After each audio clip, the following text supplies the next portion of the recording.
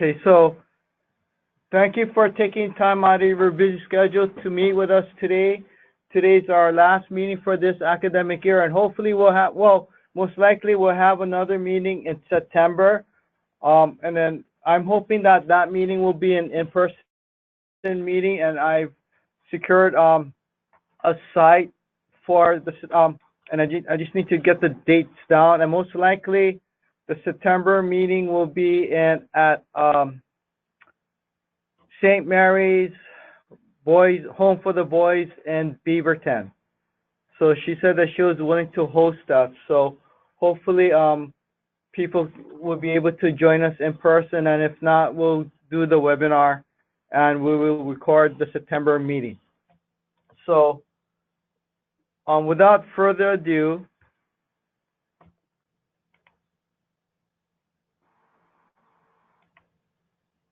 I always do the contact. Today we have myself, Sam Cole, and we have Adam Henning. Yep. And as a reminder for everybody, Adam is our second person here working within our unit, and he's half-time ODE and half-time OIA. So if I'm out of the office, feel free to contact Adam, and if Adam's out of the office, feel free to contact me. And then both of us are, yeah, unfortunately, we're not, we have busy schedules too. So there will be times that we will not be around. So these are agenda items: discussion of system of care document attached, OIA DHS listing of placements, processing of invoices, reimbursement of LTCT expenses, question about day treatment, DMAT reimbursement, reflection on a monitoring visit conducted in May by Adam, monitoring to attach, and timing of requests for funding of additional LTCT classrooms, and any other agenda items. And at the end, if you have any other agenda items, feel free to chime in. So without further ado, well, before we go on, does anybody have any burning questions that they want to ask before we go on with our agenda items?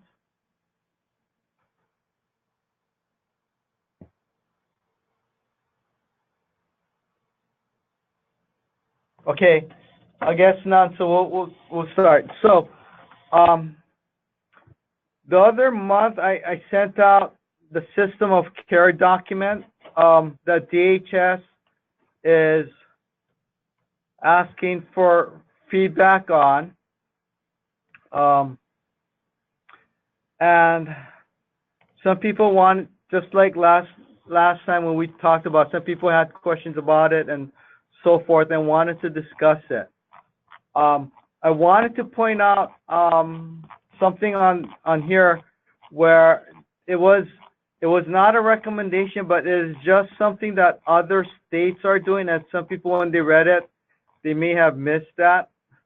Like, for instance, they may have missed the part where it says examples from other states include.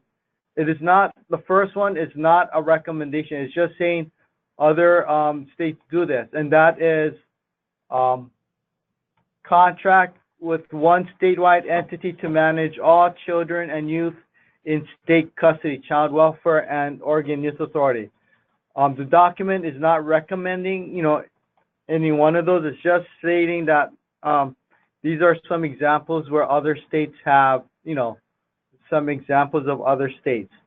And this document is, as some of you have seen in the paper, there's instances where children are in motels where DHS or OIA, they have not found placements for youth. And unfortunately, I do know of instances where, because there is not a residential placement for a youth, the county juvenile detention facility becomes the default for some of our youth that are involved with the juvenile justice system. So for child welfare kids, when DHS does not have a placement, they go into motels. But for some that are involved with juvenile justice, if there is no residential placements or foster homes, their default is the county detention facility, which is, and I remember there was one case in one county where the county judge was 13 DHS and the county juvenile department. If you guys don't find someplace, I'm just going to release that student on Monday and so forth. So, and the document talks about, some of the issues, and here are some of the closures, but there's some that are not on this list that have closed recently, such as Chehalan Family Youth Services in Newburgh. They were a 3-classroom site. Lithia Springs in Ashland, I think they were also a 3-classroom site. Family Solutions in Central Point, they also closed. So there are other, this list is not all encompassing. And also for day treatment, Hand in Hand closed for early elementary kids in Park Row. So it is not all, this list is not all encompassing, but this talks about the need and so forth. So as of March, these are the amount of kids in hotel rooms and so forth. And these are some of the things that they are wanting to, alleviate. Now, are there any questions or thoughts of the document? And I'm trying not to lead any questions or lead the discussion in any way, so I'm just leaving it blank open for all of you. And I'm checking. I'm also monitoring. Adam is helping me monitor the chat function. Hey, Sam, this is Brian Henson at Douglas ESD. Good morning, Brian. Hey, I found it really interesting on page 15 of this document that they essentially acknowledge that the CCOs are not required to provide certain services, which kind of ties in with the DMAP issue that you're going to be discussing in a little bit. Yes. So are you talking about here on page 15? Yes, toward the bottom there. The goal has always been to allow the local flexibility to address okay, blending. Yes. the example that they provide there. Yeah. That's typically what we're dealing with.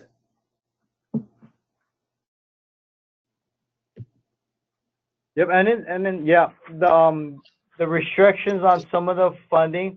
For instance, BRS funding, behavior rehabilitative services funding can't be used for incarcerated youth, even though they could use some of that funding and that treatment, those treatment programs. So yes, funding restrictions does create silos and so forth.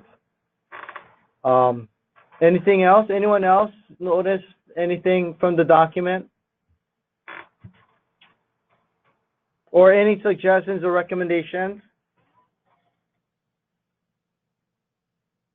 Okay, so we got a question. Any chance capacity will be increased to make up the recent losses?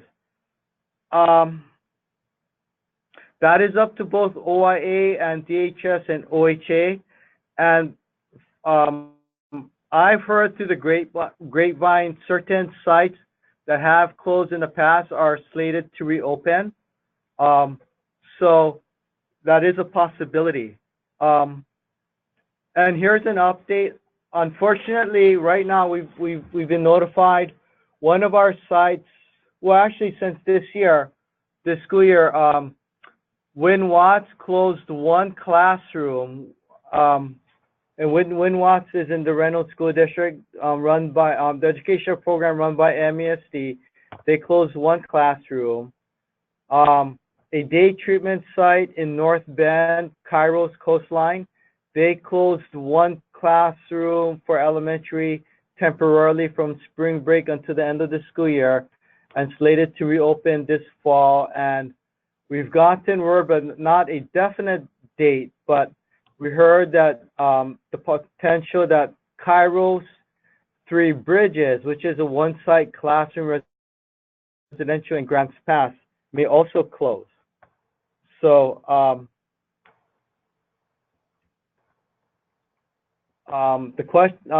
we've seen for LTCT classrooms a shrinkage of capacity, and whether sites reopen or reinvent themselves, that is a possibility, and so forth. And we do know of a site that opened up in Tigard, Madrona Recovery, but it is for profit. It is for profit, so it doesn't qualify for our OD LTCT funding. And Madrona Recovery, it's my understanding that a majority of those employees were from Northwest Behavioral Health, which was a facility in Gladstone that closed down. So any chance the capacity will be increased? Hopefully, yes. Okay, so next, another question that popped up in chat. For LTCT money to be available, would it have to be a former program to reopen, or would OD accept applications for new programs? A former program to reopen. We have institution numbers and they can reopen, but we're not taking applications for new programs.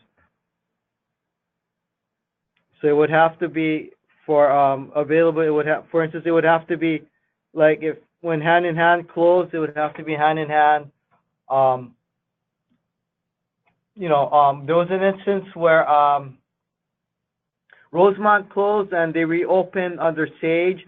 It was the same physical address. It was the same mental health provider and so forth. So that is an example of reopening. Now, same facility, same address, same mental health provider, Morrison. So that's an example. But if a new facility were to open, let's say like in Burns, then no, because we do not have a LTCT site there in Burns. Hopefully that answers that question. But, and then which is one of our agenda items, and then we'll talk about expanding of classrooms and notifying ODE of the timing.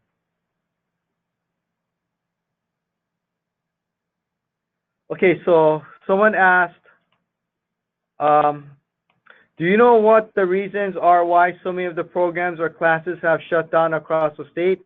Or are they all for the same reasons or different? Every site is different. For instance, one site, I believe the site in Central Point from Family Solutions, they closed down because they couldn't afford to renovate the roof. The roof of that residential house was unsafe, and they needed to renovate the roof, and they didn't have the funds to, so they decided to close. Other sites closed because of infractions or investigations by DHS. Another site closed because financially they were not financially stable. And I believe Kairos Three Bridges only has 3 kids. So I can't imagine how mental health providers can run a residential facility with only 3 or 4 kids. So every site, they have a different reason for it to close.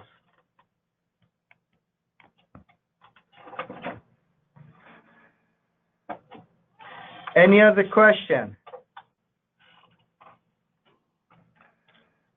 Okay, no? Okay, great. So any other comments or thoughts on the system of care document? And this is an important document because it's my understanding that DHS and OHA, once it's finalized, this will be kind of the roadmap or foundation for the actions moving forward. And if you notice on the last page of the document, they also have, they're actually listing who participated and so forth. And when I sent out our email, this document, I included JDEP, LTCT, and YSEP, and I provided Angela with the email list. So I'm pretty sure she's going to state ESDs and school districts were provided opportunity to provide input. Sam, this is Brian from Douglas ESD again. Hi, Brian. Just curious, and you probably won't know the answer to this, but how strongly do you think these recommendations will be considered? I think they're going to be considered very strongly. Yes, I think in the meetings that I've been in, and it's gonna be, yeah, it is, yeah, it's gonna be considered. And the authors of this document, you know, these are the authors, and of course it was prepared for the directors of OHA and DHS. So the reason I ask is one of the recommendations is to require a specific array of services to be provided as a baseline within the CCO. And I, for one, would really like to see that and have long-term care and treatment included in the contract with UHA to the CCOs, or OHA, sorry. okay, so are you stating that like OD LTCT funding will be a requirement for every single residential facility Or day treatment facility. or day treatment? Okay, okay. And then well, I'll touch upon that when I go over the CCLU list. And then we'll touch upon that. That's a good point. Thanks, Sam.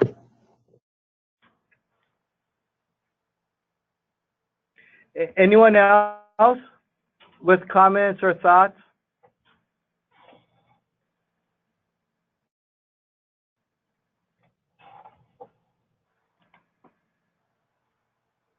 Okay, if not, I'm going to go on to the OIA and DHS listing of placements. Okay, so every so often, I get requests from SPED directors and even LTCT SPED directors or sites asking for a listing of placements because they have a child that needs a residential or day treatment. And many times I provide them the OIA list, and the thing about the OIA list, it talks about where their placements are, and it has a short description and of what type of programs that they run. I know you guys can't see this. Like the services, you know, like a short description, whether they take male, female, and I send this out to, you know, SPED directors and others. And the CCL list, they changed it. This list is all encompassing of the placements in Oregon. Now, as a reminder, we fund only 39 LTCT sites, they're residential, but here for DHS, the list that they license, as you can see, there's a lot more. You know, for us to fund everybody, we would need a tremendous infusion of resources. Okay. And then the way you can use this list is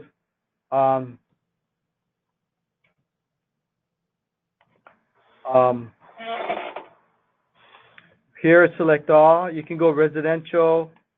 Oops, darn.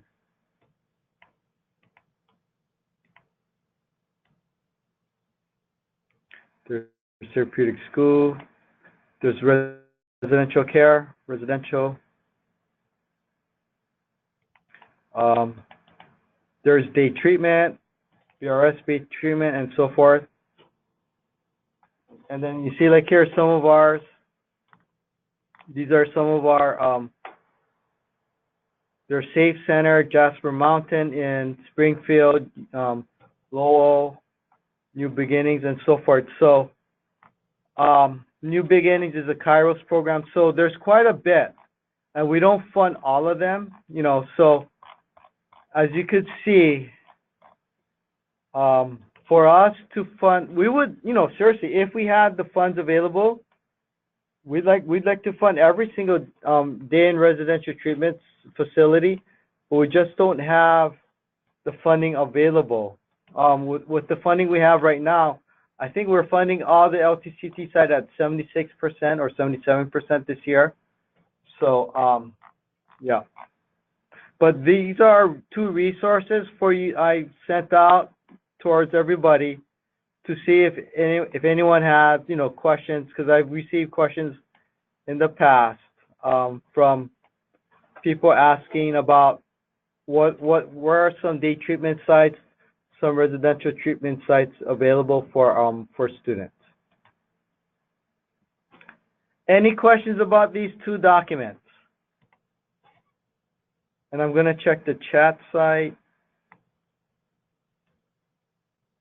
No. Okay, great. Moving on. Okay, processing of invoices. I think I talked about this before with this biennia, because we're doing invoices. We've gotten sometimes the hang-up has been where people have been requesting beyond the maximum allowed. Like, for instance, they may have spent like $3,100 on October, and they're asking for $2,500 instead of $2,015. Please keep a total of and it's a running total. For instance, when you sign, you're eligible for $35,000. In October, you're eligible for $70,400, and so forth. We've had sites, asking for beyond the $70,000 in October. So that's been holding up the processing of invoices. So when you submit your invoices, please pay attention to the maximum allowed. And then so for the federal, it's 2015 and 2015 again. So the maximum federal you can ask for in January is $4,031.40, and so forth. And then it goes. So it's a running total. So for instance, if you didn't claim the 35, you're not limited to 35. No, you're still eligible to claim this original 35 if you haven't, because that 35 is not the maximum for that. It's a running total. Does anyone have questions on that? And that is pretty much has been the major hang-up for the processing of invoices this biennia. Any questions? Oh, and I've submitted, it is being routed for signature, the amendments for your original, for your current contract, for the amounts to be added in for next year. So hopefully you'll get it within a month or two. I submitted it like 3 weeks ago. So it's finally being printed and routed for signature. Any questions? No? Okay, good. Moving on.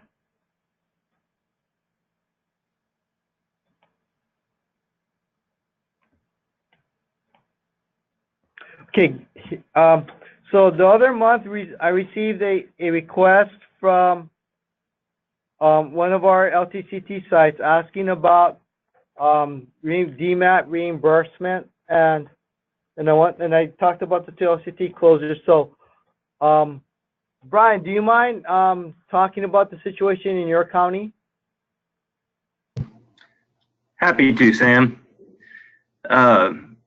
So our local CCO, from what I understand, they're allowed to set their rates, and essentially they went back from a daily rate that was about $250 a day per kid to an incremental rate where they're required to bill in 15-minute increments only for direct services. So that equates more like to about $150 a day per kid and makes it non-sustainable for the mental health provider. I'm just wondering if anybody else is coming across a situation like that or is experiencing something different. And to add on that, some of the complexities with that is if the CCOs are reimbursing the mental health providers in increments of 15 minutes, when the arrival time and departure time of students based on the busing schedule will impact the services that, you know, the time of services that sites can claim. And also, not to mention if the kids are not there, if they're absent, because it's my understanding the CCO will, it's similar to other day treatment sites, they only get reimbursed if the kids show up. Correct. True, Brian? For that direct service. Yeah. So if the kids don't show up, even if they'll, like the roster has a roster of like 8 and only 3 kids show up, that mental health provider will only receive funding for those 3 kids, which makes it hard. For the hours that they're there, not accounting for the hours that the therapist or the skills trainers are having to put in after the kid leaves. Yeah, such as home visits or whatnot. Correct. Has any other day treatment or residential sites experienced something such as this?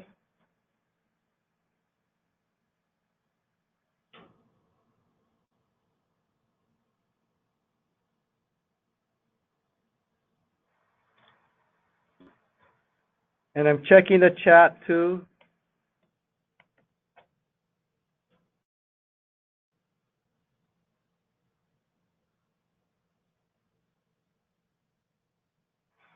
And Brian, I received emails yesterday saying that they unfortunately because of their schedule they couldn't participate. So hopefully people, you know, and they requested the link of the recorded webinar. So hopefully others will chime in.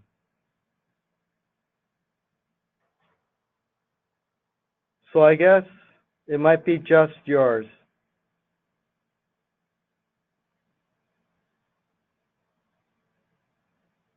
Oh.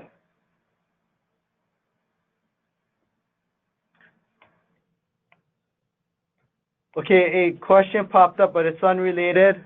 The question is, I missed the portion where funding for 18-19 is explained. Have the amounts been determined? Yes, the funds for 18-19 have been determined. I believe I sent it out the first week of March. And if people want, I could resend it to everybody. But I sent it out in March. And you can email me directly, and then I can resend the email to you. And I guess that kind of speaks to why some of our mental health providers are closing, because of the difficulty of being financially stable with the reimbursement rates going down and so forth. Oh, someone is asking, what's the earliest we'll know about the federal grant amounts for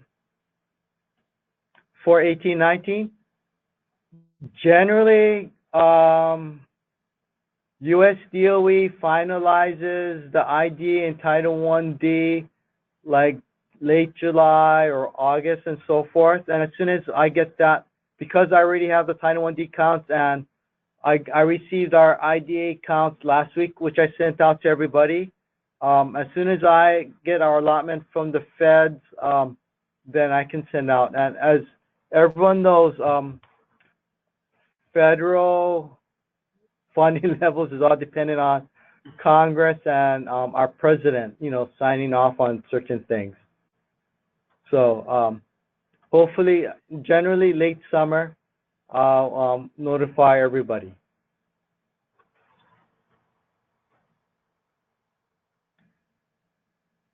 But you should already know your counts for IDA and your Title 1D, which IDA I sent last week, and your Title 1D you submitted your counts to us in November, so you should know your Title 1D counts.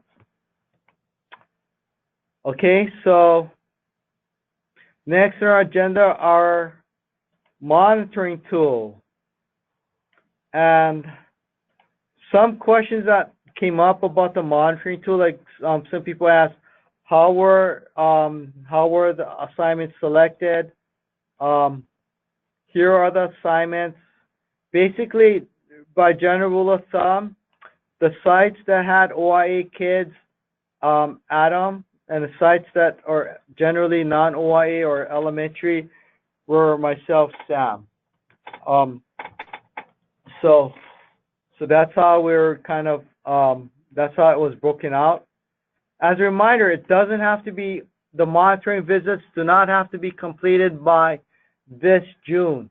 They have to be completed by June of 2019. Yeah, so Adam conducted this review of next door already. And Adam, feel free. Let me chime in here. So, first of all, good morning, everybody. So about 2 weeks ago, I went out to Hood River. They reached out to us because they were having some personnel changes and wanted to try to get it done early. So we certainly want to accommodate you on those kind of things. So if any of you have got situations coming up where you've got personnel changes coming up or something like that, and you want to try to get it done before the old folks leave and the new folks come in, let us know, because we'll do everything we can to get that accommodated. A couple pointers that I want to say, and I want to give kudos to Hood River because it was real obvious that they spent some time preparing for this monitoring, and they're very gracious, and it turned out great. I would imagine they wouldn't have any problems with people contacting them if you've got questions and want to know what I did and those kind of things. You know, in a nutshell, my suggestion to everybody, and Hood River did this, is they put together a 3-ring binder. They went through the document, put together a 3-ring binder of evidence that supported compliance in areas. So I went through the documentation. I do file reviews, special ed file reviews, looking for compliance there. Monitor classrooms. Informally talk with teachers and with students to see what the culture is like of the program and things like that. And then at the end of the day, and these monitorings can be done in one day. At the end of the day, we sit down and we have an out brief, and then we talk about the great things that we saw, and we talk about where you want to move the program forward and things you want to work on. So that's kind of it in a nutshell. If anyone wants to talk more details and that kind of stuff, feel free to give me a call. You know, I know the monitoring tool pretty well. This is a tool that was originally created for the YSEP schools that was then adapted for the LTCT programs. So I've got a lot of experience working with the tool. So any questions regarding that?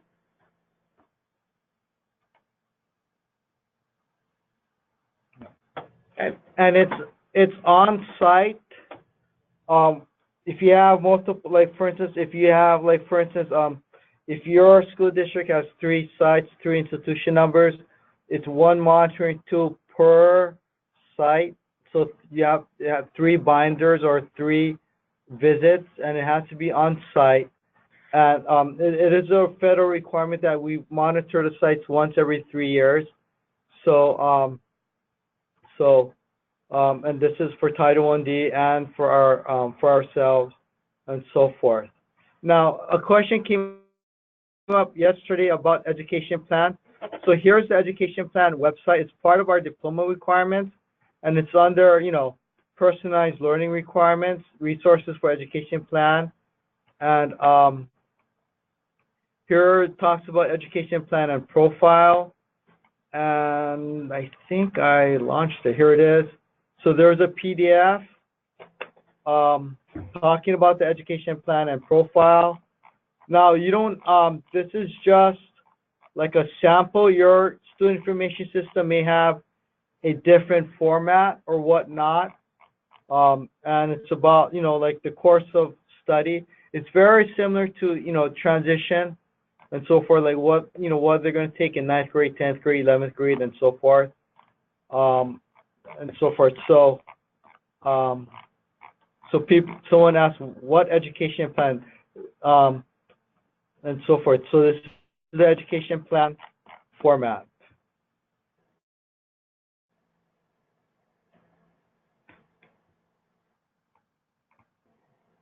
Okay, so as Adam said, someone said I have some questions about specific pieces of the monitoring tool, but we'll call to talk through each question individual.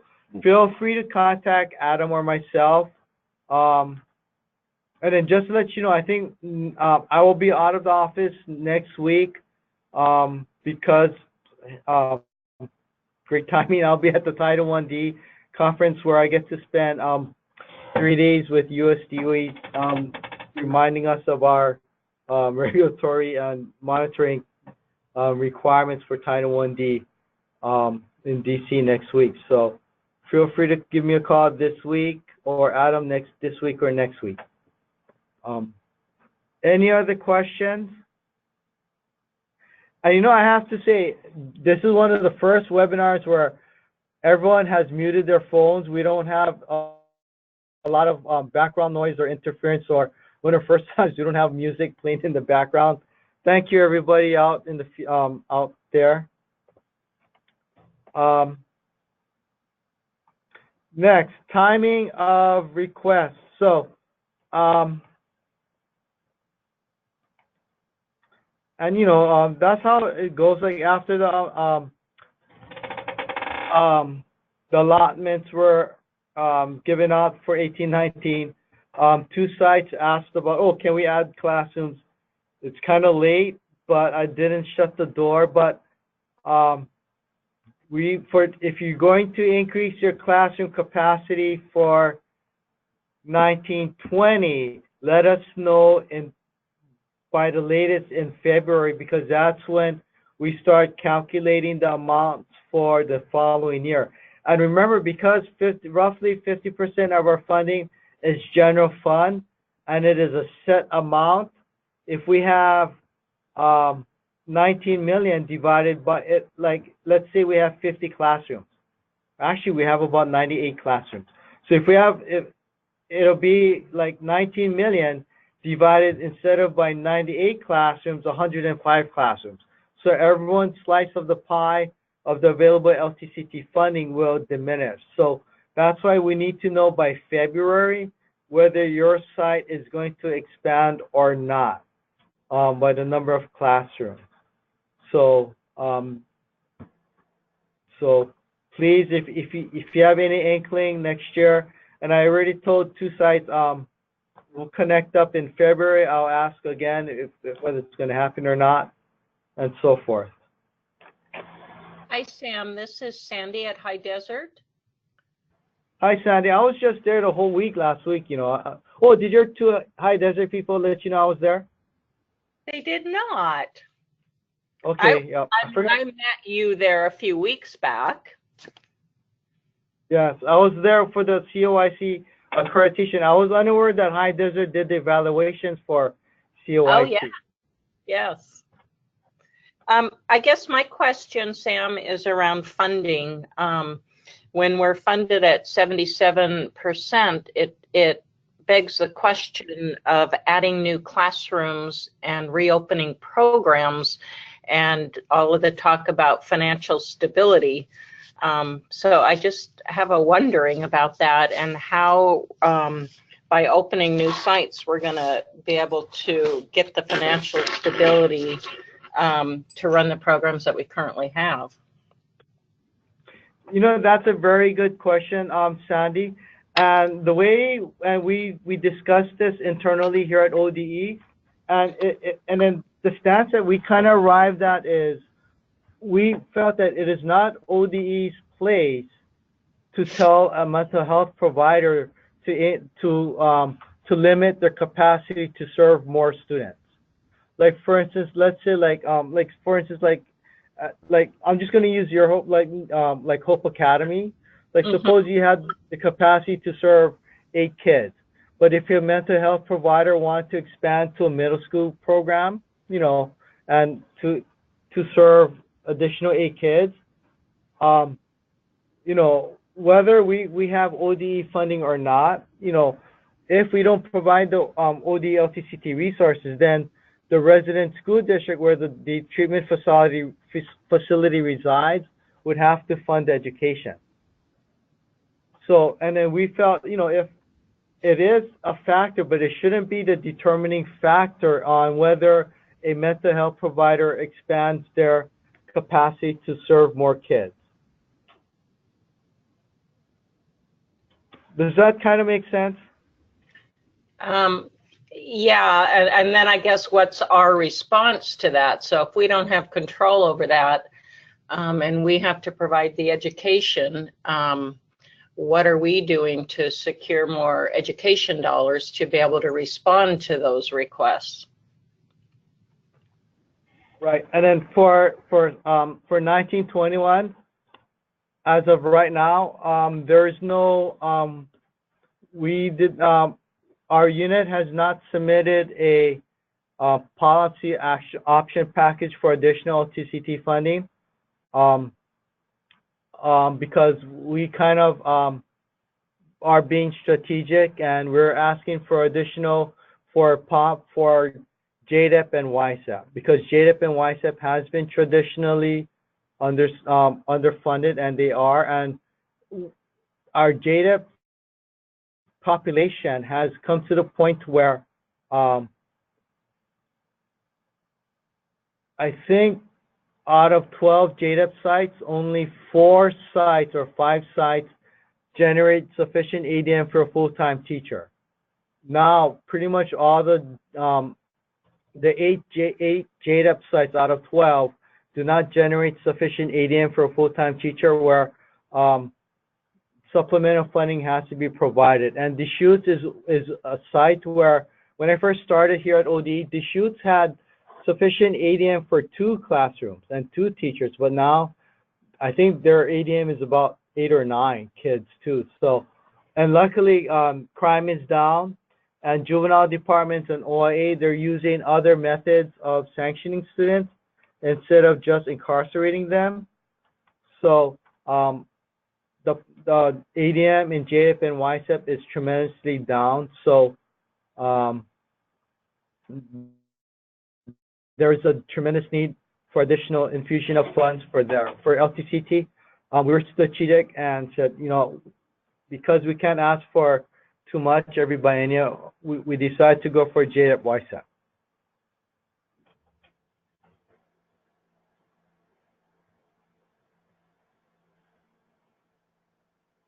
Let's see if we have any other questions. Does that answer your question, Sandy? Yeah, thank you, Sam.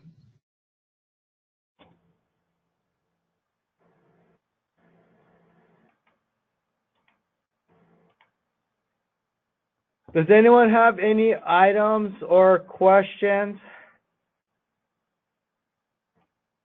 And for those of you that came late, we're hoping to have a in-person LTCT meeting in September, and we've already gotten a verbal okay from a host, and the host, she said they're willing to do it at St. Mary's Home for the Boys, which is in Beaverton.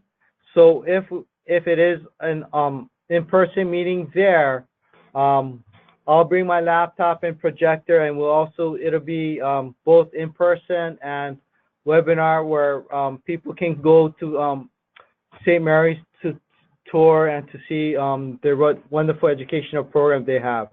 So at St. Mary's, they have both residential and day treatment, and I believe we fund 9 classrooms there, but at St. Mary's, which is a large facility.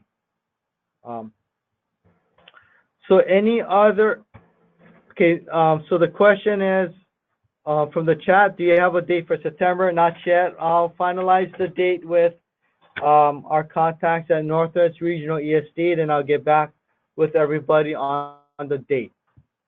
But it's St. Mary's in Beaverton. Oh, if people could when you come, if you could carpool, because parking is limited. Yes, it just hit me. Parking is limited. Any other questions or comments?